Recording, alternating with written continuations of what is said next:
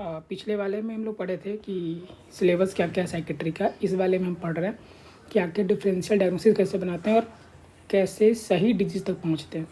तो आज हम सिर्फ और सिर्फ सिजोफ्रेनिया वाले बात करेंगे, थोड़ा बहुत मूड डिसऑर्डर के बारे में भी बात कर लेंगे। तो सिजोफ्रेनिया कहने के लिए सबसे पहली बात, तो सिजोफ्रेनिया क्या है? ये एक thought, behaviour, cognition and mood disorder है। ठीक है, सिजोफ्रेनिया कहने के लिए एटलीस्ट पेशेंट में हेलुसिनेशन या डिल्यूजन होना ही चाहिए, तब जाके आप बोल पाएंगे कि ये पेशेंट सिजोफ्रेनिया का है। ठीक है, मूड डिसऑर्डर वाले में ये प्रेजेंट भी हो सकता है, अब्सेंट ही रहता है, लेकिन जब कंडीशन बढ़ जाती है, जब पेशेंट बहुत ज़्यादा सीवियर हो जाता है, तब उसमें हेलुसिनेशन और डिल्यूजन मिलना शुरू हो जाता है। और लास्ट जो है न्यूरोटिक डिजीज़, उसमें तो हेलुसिनेशन और डिल्यूजन मिलता ही नहीं है। तो अगर कभी भी हेलुसिनेशन और डिल्यूजन मिले तो सबसे पहले ये सोचना है कि इसे स्किज़ोफ्रेनिया की तरफ सोचना है। ठीक है, तो सबसे पहले क्या हुआ, सबसे पहले पुरानी बात में कि साइंटिस्ट आए और 4A यूजिन बुलियर थे, वो आए अपना 4A दे के चले गए, जिसको बोलते थे associative loosening, affect disturbance, autism और एम्बिवैलेंस। एसोसिएशन लूजनिंग का मतलब कि वो उसका एसोसिएशन लूजन मतलब कोई काम या कोई बात सही नहीं बोल पा रहा। जैसे अगर मैं बोलना चाहूँगा कि मुझे घर जाना है, तो जो पेशेंट का एसोसिएशन लूजनिंग रहेगी वो बोलेगा मुझे जाना है घर, इस तरह बोलेगा, कोई लूजिंग नहीं, कोई एसोसिएशन नहीं है। अगला है अफेक्ट डिस्टर्बेंस, इसके मूड में चेंज रहेगा, जहाँ हंसना है वहाँ रोएगा, जहाँ रोना है वहाँ हंसेगा, जैसे शादी में गया और वहाँ रो रहा है। ठीक, ऑटिज्म का मतलब क्या होता है कि ये इंसान हमेशा एक अलग तरह की दुनिया में रहा है, जिसको फैंटेसी थिंकिंग बोलते हैं। और एक होता है एम्बिवैलेंस, मतलब ये बस सोचेगा कि इस काम, वो डिसीजन नहीं ले पाता है कि ये करूं या ना करूं। बस अभी मैंने एम्बिवैलेंस की बात की है और आगे मैं बात करूंगा एम्बिटेंडेंसी। इसमें बस इतना सोच रहा था, इसमें इंसान कर भी नहीं पाता। जैसे सामने कोई बॉटल रखा है, वो हमेशा हाथ बढ़ाएगा, फिर पीछे ले लेगा, फिर आगे हाथ बढ़ाएगा, फिर पीछे ले लेगा। ये सोच ही नहीं पा रहा है, कर ही नहीं पा रहा है कि वो काम करूं या ना करूं। इसको बोलते हैं एम्बिटेंडेंसी। आगे पढ़ेंगे हम लोग। फिर उसके बाद आए सैंडविचर्स, उन्होंने फर्स्ट रैंक सिम्टम दिया। उन्होंने बोला कि कुछ 11 सिम्टम दे रहा हूँ, उन पे काम करो। जैसे हेलुसिनेशन के बारे में बात की, अगर कोई पेशेंट हेलुसिनेशंस के बारे में बात किया, उन्होंने बोला कि हेलुसिनेशन मिलेगा। कौन सा हेलुसिनेशन मिलेगा? तो ऑडिटरी हेलुसिनेशन मिलेगा। थॉट्स में भी प्रॉब्लम मिलेगा, जिसको बोलते हैं थॉट एलिएशन या थॉट पोजिशन बोलते हैं। फिनोमिना में भी चेंज आएगा, देखते हैं क्या है। और सोमेटिक पैसिविटी के बारे में बात किया उन्होंने, और बोला डिल्यूजन परसेप्शन के बारे में बात किया। अच्छा, अब बात करते हैं हेलुसिनेशन के बारे में। इनमें तीन तरह के हेलुसिनेशन मिल सकते हैं पेशेंट में। या तो पेशेंट बोलेगा, उसको बोलते हैं फर्स्ट डिग्री या फिर फर्स्ट पर्सन हेलुसिनेशन, जिसको बोलते हैं थॉट ईको। थॉट ईको मतलब पेशेंट अपना थॉट खुद ही सुन रहा है, उसको बोलते हैं थॉट ईको। ठीक है, सेकेंड पर्सन में क्या होता है, कमांड हेलुसिनेशन इसको बोलते हैं। मतलब क्या होता है कि ये एक पेशेंट है और ये सामने दीवार है, उससे बात कर रहा है और उसको दीवार रिप्लाई भी कर रहा है, इसको बोलते हैं कमांड हेलुसिनेशंस। समझ में आ रहा है उसको कि दीवार से ही बात कर रहा है। ऐसे पेशेंट आएंगे आपके पास कि वो खुद से ही अपने आप में बात करते रहेगा। और एक पढ़ते हैं थर्ड पर्सन हेलुसिनेशन, इसको बोलते हैं रनिंग कमेंट्री। जैसे इसमें तो दीवार से बात कर रहा था, इसमें क्या होता है कि दो लोग बोलेगा कि एक ये लोग हैं और एक लोग ये हैं, दोनों आपस में बात कर रहे हैं और इन दोनों की आवाज़ मुझे आ रही है, इसको बोलते हैं थर्ड पर्सन हेलुसिनेशन। या फिर क्या बोलेगा कि मैं जो एक्शन कर रहा हूँ ना, उसकी आवाज़ आ रही है। जैसे अगर मैं उठा तो बोलेगा, दिमाग में आवाज़ आएगा कि सौरभ तुम उठ चुके, अब तुम चलने लगे, अब तुम खाना खाने जा रहे हो, अब तुम सोने जा रहे हो, इस तरह का एक्शन का आवाज़ आएगा, उसको बोलते हैं थर्ड पर्सन या फिर रनिंग कमेंट्री और ऑडिटरी हेलुसिनेशंस। अब बात करते हैं थॉट एलिएशन। थॉट में प्रॉब्लम है। अब मैं थॉट में प्रॉब्लम क्या हो सकता है, तो पेशेंट बोलेगा कि thought insertion, thought withdrawal and thought broadcast, 3 चीज़ें पढ़ते हैं हम लोग। पेशेंट बोलेगा कि मेरे दिमाग में ये मेरा थॉट नहीं है, किसी ने मेरे ब्रेन में थॉट डाला है, इसको बोलते हैं थॉट इंसर्शन। थॉट विड्रॉल बोलेगा कि मेरे जितने भी थॉट्स हैं सब बाहर निकल चुके, मैं कुछ सोच नहीं पा रहा, इसको बोलते हैं थॉट विड्रॉल। और एक बोलते हैं थॉट ब्रॉडकास्ट, ये बोलेगा कि मैं जो सोच रहा हूँ ना, वो देखो टीवी पे आने लगा, इसको बोलते हैं थॉट ब्रॉडकास्ट। अच्छा, इसको ना थोड़ा सा डिफ्रेंशिएट करता हूँ रेफरेंस से। Delusion of reference. इसमें क्या बोलता है, इसमें पेशेंट बोलता है कि मेरे थॉट्स टीवी पे आ रहे हैं, इसको बोलते हैं थॉट ब्रॉडकास्ट। ठीक है, इस वाले में पेशेंट क्या बोलता है, डिल्यूजन ऑफ रेफरेंस में क्या बोलता है कि टीवी पे जो एंकर आ रही है वो मेरे बारे में बात कर रही है। दोनों में अंतर है। ये डिल्यूजन ऑफ रेफरेंस है जिसमें बोलेगा कि टीवी पे जो एंकर आ रही है वो मेरे बारे में बात कर रही है, और इसमें पेशेंट बोलता है कि मेरे जो थॉट्स हैं वो टीवी में एंकर बोल रही है। तो ये दोनों अंतर ये थोड़ा समझना होता है कि डिल्यूजन ऑफ रेफरेंस क्या होता है और थॉट ब्रॉडकास्ट क्या होता है। मेड फिनोमिना, इसको याद करते हैं आईफा अवार्ड से। IFA बोलता है ये जो इम्पल्स है जो मेरे दिमाग में आ रही है ये मेरी नहीं है, जो फीलिंग्स है ये भी मेरी नहीं है, किसी और की है, बस किसी ने डाल दिया है। और बोलता है ये जो एक्शन मैंने किया, किसी को थप्पड़ मार के बोलेगा कि ये जो मैंने किया ये मैंने नहीं किया, किसी ने करवाया है, ये जो फीलिंग है ये मेरी नहीं है, किसी की और की है जो मैं फील कर रहा हूँ, इसको बोलते हैं मेड फिनोमिना। सोमैटिक पैसिविटी मतलब बोलेगा कि मेरे पेट में दर्द है, सोमैटिक मतलब फिजिकल पेन। बोलता है मेरे पेट में जो दर्द है वो इसलिए नहीं है कि मुझे कोई बीमारी है, इसलिए क्योंकि नोटबंदी हो गई है, कोई तर्क है, इसको बोलते हैं सोमैटिक पैसिविटी। या फिर एक और सिम्टम उन्होंने दिया डिल्यूजन परसेप्शन का, मतलब एक इंसान है, एक डंडा ले लेगा, आपने देखा होगा रोड पे, एक डंडा ले लेगा और बोलेगा मैं ही राजा हूँ, सब लोग मेरे नीचे नील डाउन करो, इसको बोलते हैं delusion of perception, delusional perception बोलते हैं। ठीक है, एक तरह का एग्जाम्पल है जो आपको ध्यान रखना पड़ेगा। इसके बाद थोड़ा और जब सिम्टम पढ़ते हैं हम लोग हैं तो पढ़ते हैं पॉजिटिव एंड नेगेटिव सिम्टम। अगर पॉजिटिव सिम्टम में मतलब दो ही सिम्टम है, एक है डिल्यूजन और एक है हेलुसिनेशन। अगर आपको ये दोनों मिल रहा है तो बस आपको सोचना है कि ये पॉजिटिव सिम्टम है, इसके अलावा कोई और पॉजिटिव सिम्टम नहीं होते हैं। ठीक है, और एक पढ़ते हैं नेगेटिव सिम्टम, जहाँ भी ए वाले हैं वो सारे नेगेटिव सिम्टम हैं। अगर ऑप्शन में अगर 4 ऑप्शन दिए हुए हैं और उसमें अगर आपको बोलता है कि आपको पॉजिटिव और नेगेटिव सिम्टम को डिफरेंशिएट कीजिए, तो अगर आप डिल्यूजन और हेलुसिनेशन को अगर हटा दो तो वो जितने भी ए वाले होंगे वो सारे के सारे नेगेटिव सिम्टम होंगे। जैसे ए वायलेशन, कुछ करने का मन नहीं करे, एडोनिया जो पहले प्लेजरेबल था अब वो प्लेजरेबल नहीं है, ए लोगिया, ए सोशैलिटी, ये सारी चीज़ें। ठीक है, ए लोगिया मतलब होता है इंसान बात नहीं करता है। ठीक है, और ए सोसाइटी का मतलब होता है कि उसको सोशल में रहना पसंद नहीं है, डिक्रीज सोशलाइजेशन के, बाहर नहीं निकलेगा, बाहर में किसी लोगों से बात नहीं करेगा, इस तरह की चीज़ें। फिर क्या पढ़ते हैं हम लोग, कैटाटोनिक सिम्टम, ये एक मोटर सिम्टम है। इसको पढ़ते कैसे हैं, इसको पढ़ते ऐसे हैं कि ये दो ऐसे पढ़ लो साथ में, स्टूपर एंड एक्साइटमेंट, म्यूटिज्म, निगेटिविज्म और ऑटोमेटिक ऑबिडेंस को साथ में पढ़ लो, स्टीरियोटाइपिंग, मैनरिज्म और ग्रेमेसिंग को साथ में पढ़ लो, इक्वलिलिया, इकोपेरेक्सिया को साथ में पढ़ लो, और वैक्सी फ्लेक्सिबिलिटी को भी साथ में अलग पढ़ लो। जैसे स्टूपर का मतलब कोई भी एक्शन नहीं करेगा, चुपचाप बैठा रहेगा, कोई एक्शन नहीं। एक्साइटमेंट में क्या होगा, खूब सारा एक्शन में रहेगा, कुछ ज़्यादा एनर्जी में रहेगा, दोनों उल्टा है तो याद करना आसान हो गया। म्यूटिज्म, ये इंसान चुप रहेगा। ठीक है, ये अलग पढ़ लो। म्यूटिज्म में मतलब चुप रहना, म्यूट को मतलब चुप रहना, चुप रहेगा, कोई एक्शन नहीं करेगा। निगेटिविटिज्म मतलब आप जो बोलोगे उसका उल्टा करेगा, क्या करेगा, उल्टा करेगा। और ऑटोमेटिक या फिर बात ही नहीं मानेगा, बात ही नहीं मानेगा। ठीक है, और इसके बाद पढ़ते हैं ऑटोमेटिक ऑबिडेंस। यहाँ बात नहीं मान रहा तो यहाँ इतना ज़्यादा बात मानेगा, जैसे आप बोलोगे कि लाओ मैं तुम्हें मैं इंजेक्शन लगाऊंगा, बोलेगा हाँ बिल्कुल लगाओ, 3-4 लगा लो। ठीक है, इस तरह के इतना बात मान लगेगा। या फिर बोलेगा लाओ मैं तुम्हारी उंगली काट दूँ ना, हाँ लो ना मेरी उंगली काट दो, इतना बात मानना शुरू कर लेगा।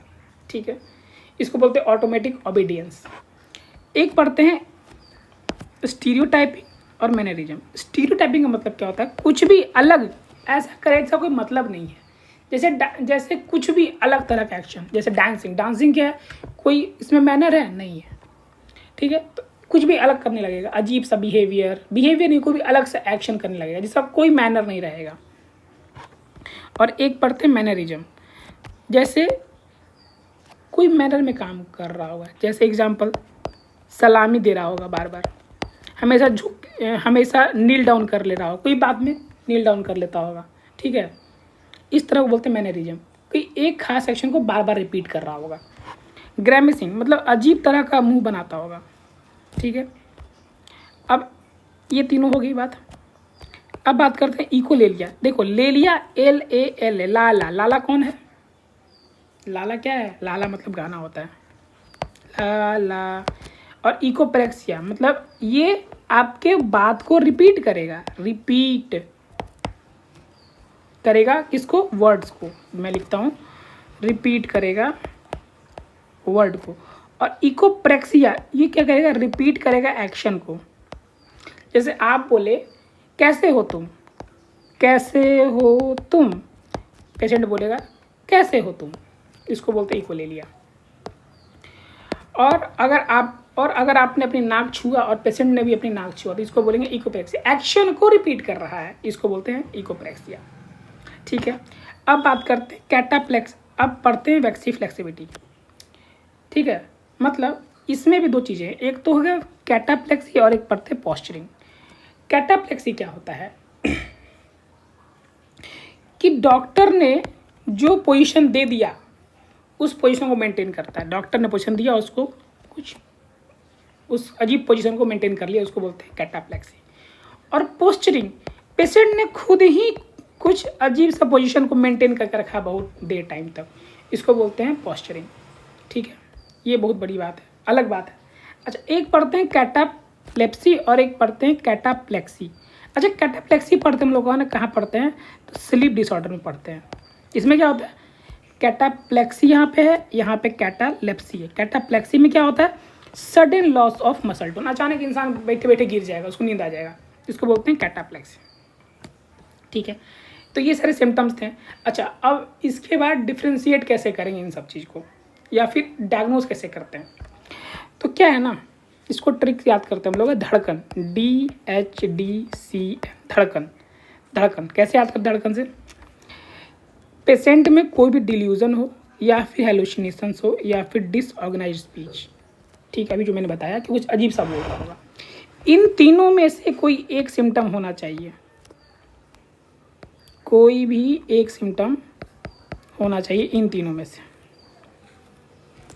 और ये जो बाकी दो हैं इनमें से कोई एक सिम्टम होना चाहिए, यानी कि टोटल 2 सिम्टम, मिनिमम 2 सिम्टम होने चाहिए इन 5 में से। ठीक है, और इन 5 में से जो पहला 3 सिम्टम उसमें से कोई एक और नीचे वाले में से 2 में से कोई एक चाहिए। और ये सिम्टम 6 महीने से अगर ज़्यादा चल रहा है तब बोलेंगे कि पेशेंट को सिजोफ्रेनिया है। ये DSM-5 ऐसा बोलता है, लेकिन जो ICD-11 है वो बोलता है नहीं, सिम्टम तो वही चाहिए 2 और 2 से ज़्यादा, लेकिन वो 1 मंथ के लिए ही। ठीक है, बस। और ट्रीट कैसे करते हैं? तो एंटी साइकोटिक ड्रग देते हैं, इसके बारे में फिर कभी बात करेंगे। बात यहीं ख़त्म नहीं होती है, बात यहाँ पे है कि अब टाइप ऑफ सिजोफ्रेनिया कितने हैं। अब जैसे एक तो पढ़ते हैं पैरानॉइड सिजोफ्रेनिया, कैटाटोनिक, हेबेफ्रेनिक और रिसाइडल सिम्टम। रिसाइडल या सिंपल, बस पहचानने का मैं बता रहा हूँ कुछ कुछ वर्ड्स जो कि पहचानने में आपको हेल्प करेगा। अगर कोई कभी क्वेश्चन में ये लिख रहा है कि कोई पेशेंट सस्पिशियस है, मिसट्रस्ट करता है, एंगर है, गुस्सा है, किसी पे हमेशा जिसको पीट दे रहा है, ठीक है, और उसमें इसके साथ हेलुसिनेशन और डिल्यूजन का भी सिम्टम मिल रहा है जो कि बेसिक क्राइटेरिया है, तब बोलेंगे कि वो पैरानॉइड सिजोफ्रेनिया का पेशेंट है। क्या क्या है? हेलुसिनेशन और डिल्यूजन तो मिलना ही मिलना है, साथ में अगर पेशेंट सस्पिशियस है, मिसट्रस्ट, किसी पे विश्वास नहीं कर रहा है, उसको बहुत ज़्यादा गुस्सा आ रहा है, किसी के साथ रिलेशनशिप नहीं बना पा रहा है, ठीक है, तब वो बोलेंगे कि वो पैरानॉइड सिजोफ्रेनिया का पेशेंट है। अगर वही पेशेंट जिसमें हेलुसिनेशन और डिल्यूजन आ रहे हैं बट उसमें मोटर साइंस है, मोटर साइंस का मतलब क्या है? जैसे चुपचाप बैठा हुआ है या फिर कुछ ज़्यादा ही एक्साइटमेंट है, ठीक है, नेगेटिविटिज्म वाला सिम्टम है, ऑटोमेटिक ओबीडियंस है, स्टीरियोटाइपिंग है, मैनरिज्म है, ग्रेमेसिंग है, ये सब अगर ये सब सिम्टम आ रहे हैं तो आप देखते ही पहचान जाओगे कि ये पेशेंट कैटाटोनिक है। कैटाटोनिक का मतलब ही मोटर सिम्टम है। हेबेफ्रेनिया का जो सिम्टम है, ठीक है, इसमें क्या होता है? इस वाले पेशेंट में पेशेंट डिसऑर्गेनाइज्ड स्पीच में रहेगा और थॉट्स और बिहेवियर करेगा। कहने का मतलब ये, ऐसा पेशेंट आपको हमेशा ऐसा दिखेगा कि खुद का ख्याल नहीं रखता, नहाएगा नहीं, गंदा रहेगा, ठीक है,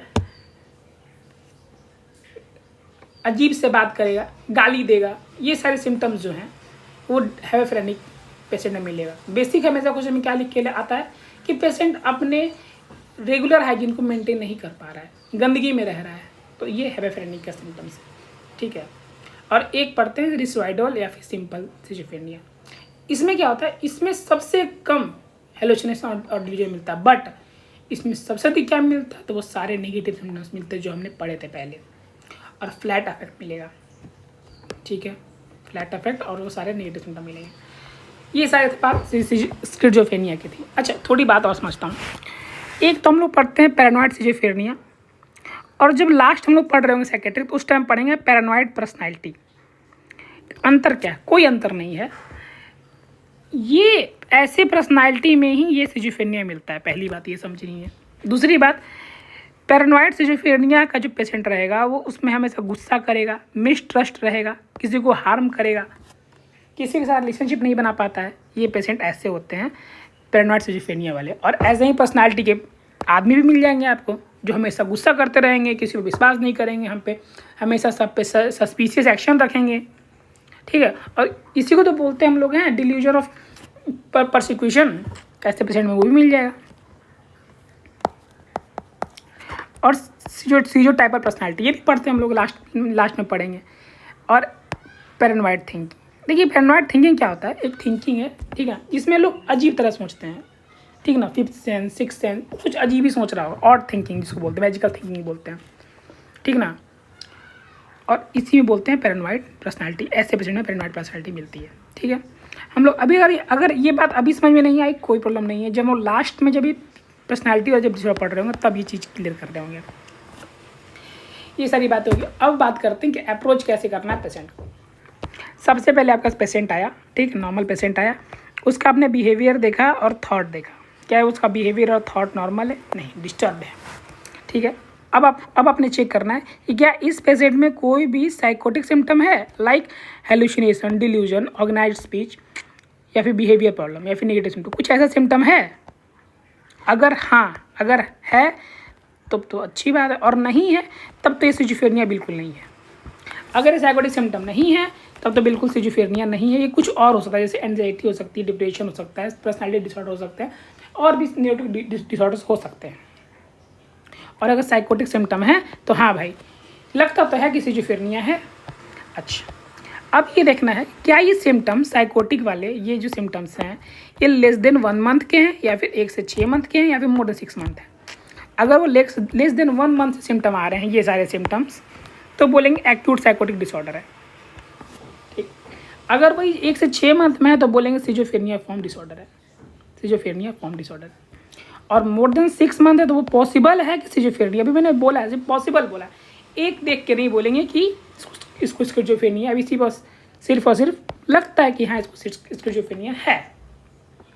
अब आपको ये चेक करना है कि क्या इस पेशेंट को फंक्शनल डिक्लाइनमेंट हुआ है, मतलब क्या पेशेंट काम पे जा रहा है या नहीं जा पा रहा है, क्या खुद का केयर कर रहा है या नहीं कर रहा है। देखो स्किज़ोफ्रेनिया पेशेंट कभी भी खुद का केयर नहीं कर पाते।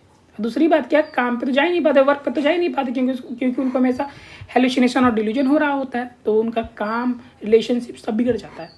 तो अगर ऐसा है कि उनका अगर फंक्शनल डिरेलमेंट हुआ है, फिर डिक्लाइनमेंट हुआ है, तब फिर आपको दोबारा सोचने की ज़रूरत है। अगर आपका आंसर नहीं आ रहा है तो आपको दोबारा सोचने की ज़रूरत है कि क्या पेशेंट को सच में डिल्यूजन या हेलुसिनेशन था।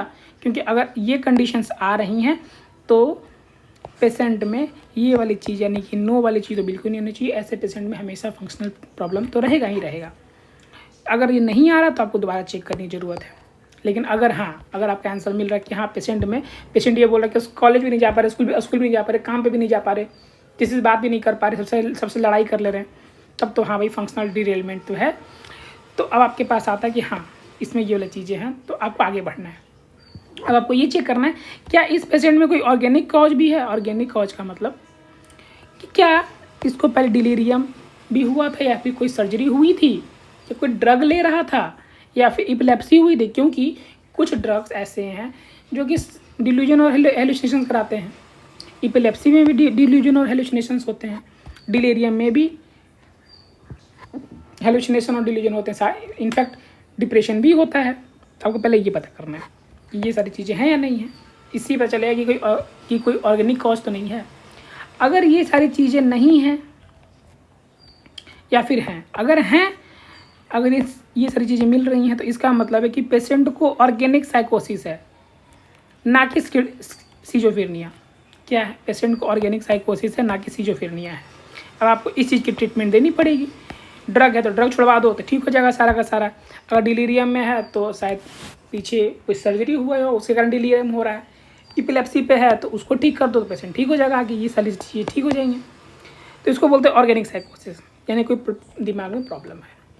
अगर ये सारी चीज़ें नहीं है तो आप बोलोगे कि हाँ इसको सिजोफ्रेनिया तो है, लेकिन सिजोफ्रेनिया से पहले ये देखना है कि रूल आउट कर लो कि क्या इसको कोई मूड डिसऑर्डर तो नहीं है। क्योंकि होता क्या है कि अगर पेशेंट डिप्रेशन में और बहुत ज़्यादा सीवियर डिप्रेशन में हो गया है तो उसको भी हेलुसिनेशन और डिल्यूजन होने लगते हैं। इसको बोलते हैं साइकोटिक डिप्रेशन या फिर साइकोटिक मेनिया बोलते हैं। तो पहले ये पता कर लो कि क्या पेशेंट में कोई मूड डिसऑर्डर है, मेनिया डिप्रेशन। अगर वो नहीं है तो बोलेंगे कि इसको सिर्फ और सिर्फ सिजोफ्रेनिया है। लेकिन हाँ, अगर आप पता चले कि इसको डिप्रेशन का भी सिम्टम है तो अगर सिजोफ्रेनिया और मूड डिसऑर्डर दोनों साथ में है तब बोलेंगे सिजोअफेक्टिव डिसऑर्डर, ठीक है। और अगर ये बोलते हैं कि पेशेंट को साइकोसिस तो होता है, डिल्यूजन और हेलुसिनेशन तो होता है, लेकिन तब होता है जब इसको मेनिया का एपिसोड या फिर डिप्रेशन का जब एपिसोड आता है तब होता है ये साइकोसिस सिम्टम आते हैं, तब बोलेंगे मूड डिसऑर्डर विद साइकोसिस। जिसमें हम लोग पढ़ते हैं, हम लोग क्या पढ़ते हैं, एक तो पढ़ते हैं साइकोटिक डिप्रेशन, एक पढ़ते हैं साइकोटिक मेनिया, और एक पढ़ते हैं पोस्टमार्टम ब्लू पढ़ते थे ना जब पेशेंट प्रेग्नेंट हो जाती है, एक पढ़ते हैं साइकोटिक पोस्टमार्टम पढ़ते हैं।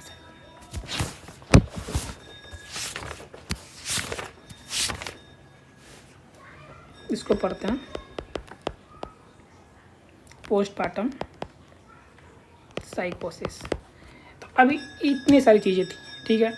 अब इसके बाद क्या हुआ, फाइनल क्राइटेरिया क्या है, अब समझ में क्या आया कि पेशेंट को डिल्यूजन था या फिर हेलुसिनेशन था, सबसे पहले पता कर लिया। और डिसऑर्गेनाइज्ड स्पीच भी था। अगर ये तीनों में से कोई एक मिल रहा है तो स्किज़ोफ्रेनिया है, और नहीं मिल रहा है तो स्किज़ोफ्रेनिया नहीं है, कुछ और है। Thank you.